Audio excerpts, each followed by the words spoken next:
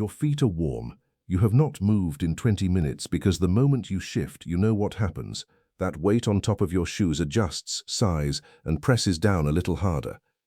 Your dog is asleep on your feet again. Most people assume this is simple affection.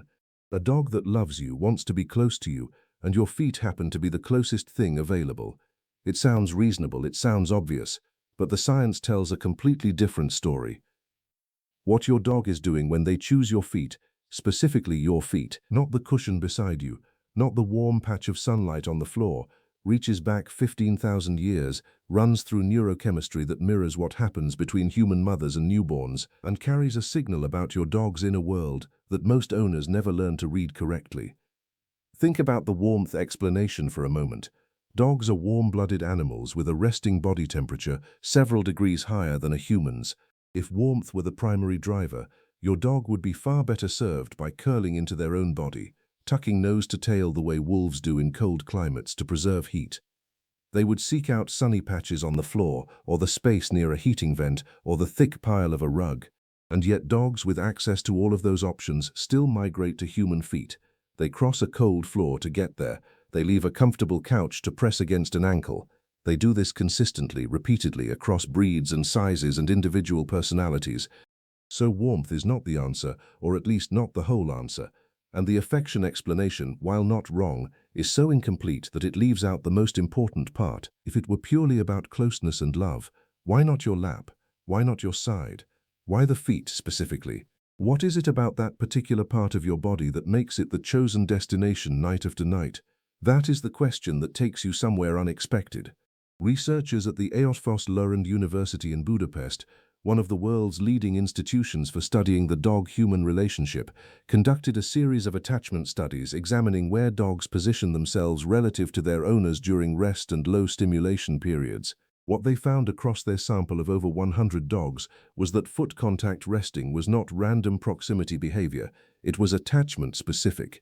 Dogs who scored highest on secure attachment measures, meaning dogs who used their owners as a safe base, who checked back visually during exploration, who showed distress at separation, were significantly more likely to rest in direct physical contact with the owner's lower body, particularly the feet and legs, compared to dogs who showed more anxious or avoidant attachment patterns. The feet, it turned out, were not chosen by accident.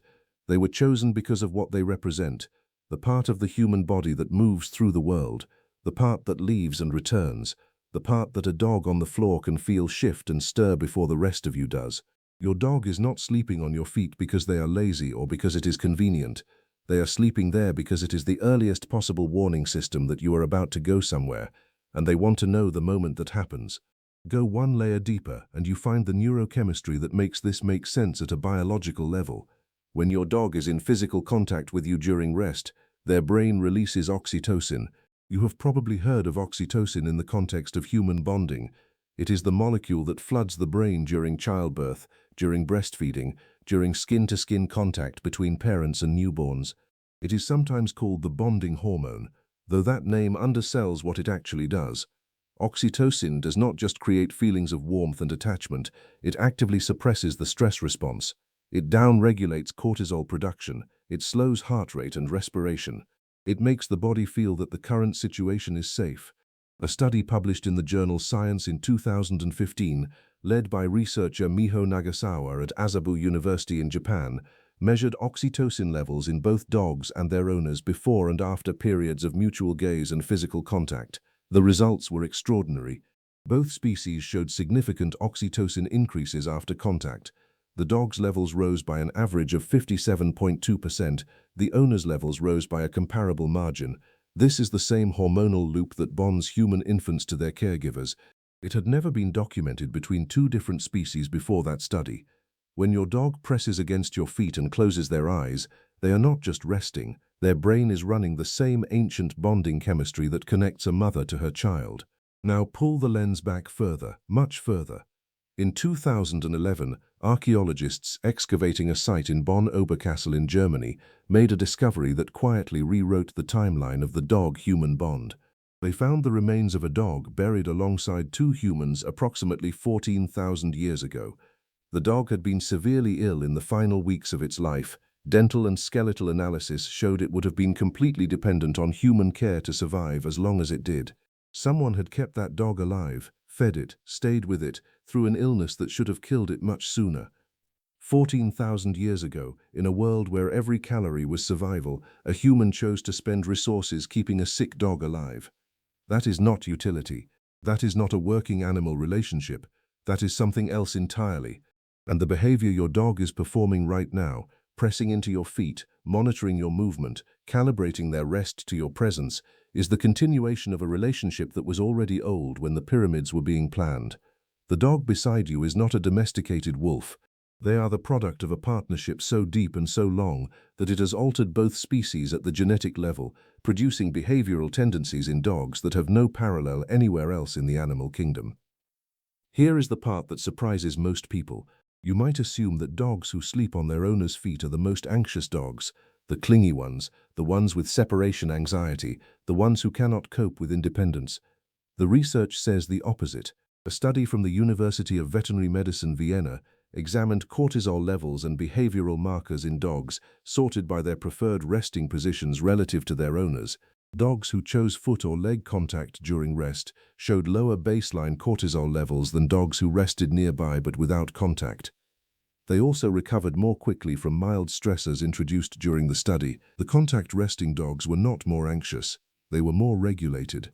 The physical connection to their owner was functioning as an active stress management tool, not a symptom of anxiety, but a prevention of it.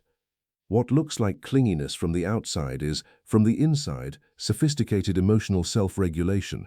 The dog has learned, through thousands of interactions, that contact with this specific human body produces a state of calm. They are not dependent, they are strategic. But here is what that finding quietly opens up. If contact produces calm, what happens when a dog suddenly stops seeking it? This is what researchers have only recently begun to map, and the finding is one that almost nobody in mainstream pet ownership culture is talking about yet. Studies examining the sleep architecture of dogs in close human contact, using non-invasive EEG monitoring developed at the Family Dog Project in Budapest, found something remarkable. Dogs sleeping in physical contact with their owners showed measurably different sleep stage distributions than dogs sleeping nearby but without contact. Contact-sleeping dogs entered slow-wave sleep faster, spent more time in REM cycles, and showed lower arousal interruptions throughout the night. In plain terms, they slept better, more deeply, more restoratively. And this was not simply because they felt safer in a vague, subjective sense.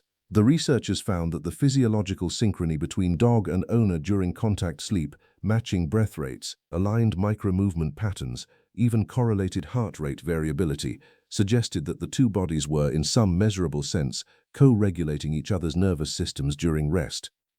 Your dog is not just sleeping on your feet. On the nights they do, both of you are sleeping differently than you would apart. The ancient partnership is not just emotional, it is physiological. It runs through your nervous system simultaneously while you are both unconscious. There is one more thing you need to know, and this one matters in a different way. If your dog has always slept on your feet, has done it reliably for months or years, and then they stop, pay attention, not mild attention, real attention. A sudden change in contact-seeking behavior, particularly during rest, is one of the earliest and most consistent behavioral signals documented in dogs experiencing chronic pain, early-stage cognitive dysfunction, or the onset of anxiety disorders. Research published in the journal Applied Animal Behavior Science identified changes in proximity-seeking behavior as a top 5 early indicator of pain in dogs, appearing on average several weeks before owners noticed any physical symptoms. Dogs in pain often withdraw. They stop doing the things that require them to navigate toward a person, to adjust their body, to hold a position. A dog who suddenly prefers to sleep alone after years of foot contact may simply be aging, but they may also be hurting.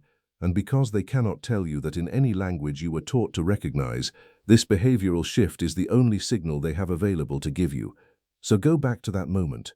Your feet warm, your dog pressed against them, eyes closed, weight settled in. You thought it was habit, you thought it was warmth, or affection, or just the particular strange personality of this particular animal. But what is actually happening is this. Your dog has identified your feet as the most important early warning point in their environment, chosen them specifically because that is where departure begins, and settled into contact because 15,000 years of coevolution have built a neurochemical system in both of you that makes this moment, this exact ordinary moment, biologically meaningful. They are not being cute. They are being exactly what they were shaped, over millennia, to be. A being that found a human and decided, at the deepest biological level, to stay. If your dog does this, if they find your feet every single time you settle somewhere, tell me in the comments, how long have they done it, and did you ever try to discourage it? I am genuinely curious whether people pushed back against it early on and watched the behavior persist anyway. Subscribe if you want to keep going deeper into what your dog's behavior is actually telling you. And if this one surprised you, the next video is going to be harder to explain away. We are looking at why dogs follow you to the bathroom, and the real reason behind it is stranger than you think.